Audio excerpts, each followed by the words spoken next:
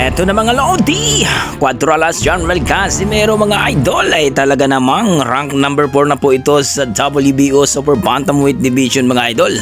Ika nga ng ating mga boxing fans at ang ating mga malupit mga analyst mga idol na wala nang kawala talaga itong si Naoya Inoue sa kanya.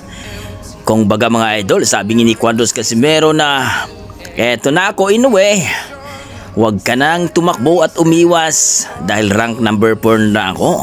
Baka naman bigla ka na namang aakyat sa featherweight division. Well mga idol, ayon nga sa ating mga pinakakatawalang source mga idol, itong si Cuadras Casimero, ganado po ngayon mga idol.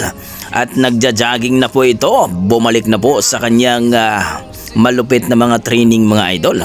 Kumbaga naispatan po si Casimero na nagja-jogging mga idol sapagkat talaga naman ang pangako ng kanyang promoter mga idol ay mapalaban dito po sa World Champion. Ito na nga mga idol, dahil nga itong si Cuadras Casimero ay rank number 4 na ito dito sa WBO Super Bantamweight Division mga idol. At ang kampiyon dito ay si Naoya Inoue at ang number 1 dito na si Carl James Martin mga idol. Rank number 2 naman dito si Junto Nakatani at si Sam Goodman ang rank number 3 at rank number 4 itong si Cuadras Casimero. Kaya wala nang kawala itong si Naoya Inoue. Kung baga mga idol, ayon sa ating mga pinagkakatawalang source, pinatawag na daw itong si Naoya Inoue ni Bob Arum na kailangan daw ng labanan itong si Cuadras Casimero dahil nape-pressure na daw sila dahil yan ang demand ng mga boxing fans at ang demand din ni Haring Alarcik mga idol. Kaya ayon sa ating mga pinagkakatiwalang source, maniwala kayo sa hindi mga idol, baka sa December daw maganap na ang kanilang mega fight ni Casimero at Naoya Inoue at gaganapin ito sa bansang Saudi mga idol. Well, abangan natin yan mga idol dahil napakalapit nga talaga ang kanilang mega fight.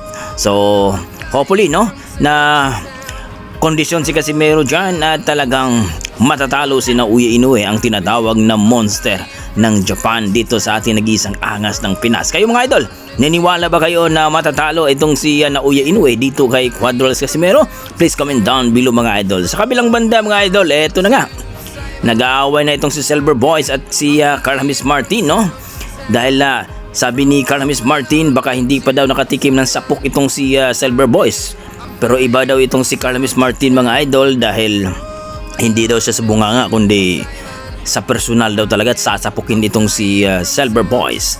Ayun naman kasi Silver Boys mga idol na hindi daw siya natatakot ni Carl James Martin. Kung sasapukin daw siya, lisensyado naman si Martin, baka makabayad pa si Carl James Martin. Binunyag nga ni Silver Boys mga idol, kumbaga mukhang tinakot pa itong si Carl James Martin. Ayun kay Silver Boys mga idol, sasapukin niya ako, walang problema daw, mayroon pa naman daw silang nilulutong laban ni Picasso at ni Martin sa kanyang promotion sa IMPI.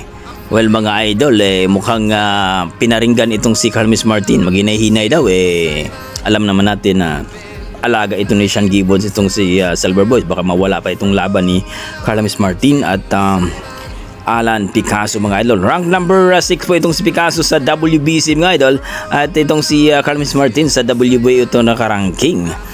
Well, kung matutuloy ang bakbakan ni Martin at Picasso mga idol sa bansang Saudi, medyo malaki-laki naman makuha ni Martin dito, manalo mga idol. Pero siyempre, gusto nating manalo si Carl James Martin para siyempre mapalaban ito sa World Champion. Nagtaka ako mga idol, bakit si Picasso po ang makalaban ni Martin na hindi naman siya nakaranking sa WBO. Dapat si Sam Goodman ang makalaban ni Carl James Martin. Pero mukhang may kalaban din ata si Sam Goodman. Pero goods pa rin mga idol sapagkat ito na yung laban ni Carl James Martin. Kumbaga, ito yung pinakamalaking laban ni Carl James Martin kung mangyayari ito. So hopefully mga idol, mapalaban itong si Carl James Martin at itong si Alan Picasso. Okay, hanggang dito lang mga idol. Maraming salamat. Please comment down below kung ano po ang inyong mga opinion.